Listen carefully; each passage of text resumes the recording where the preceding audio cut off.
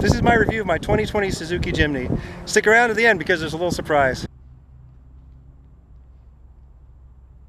I wanted to do a little review of my 2020 Suzuki Jimny because this is something that we can't get in the United States. I owned a 2012 Jeep Wrangler, which is probably like the biggest competition for this, a two-door Wrangler, and I love the thing, but it was the most unreliable car I've ever owned. I went through 3 alternators and a clutch, and that was just in like the first couple years of ownership. And I didn't even put that many miles on it. And when you're out in the middle of nowhere, you need your car to be reliable.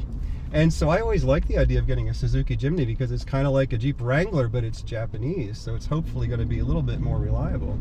It has a bunch of little annoyances about it, like you can't turn off the traction control if you're going like anything over like 10 miles an hour. The buttons on the touchscreen only respond to people who are under 35 years old. You can't put the top down.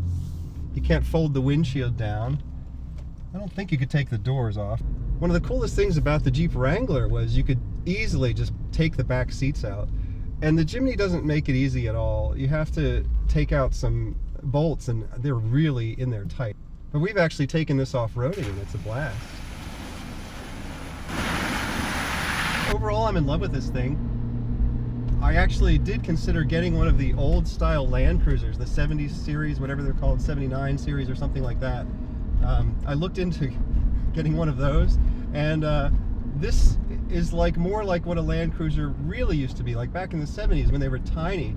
And this costs 1/3 the price of those Land Cruisers. So I think I'll stick with the Jimny. Let me tell you about the difference between the Jeep Wave and the Jimny Wave. Jeep has a Wave, okay? It's like this. You're trying to look cool, okay? Jimny Wave is this. Oh my God! Oh, it's another Jimny! Look, it's another Jimny! You might remember Bill from my previous video.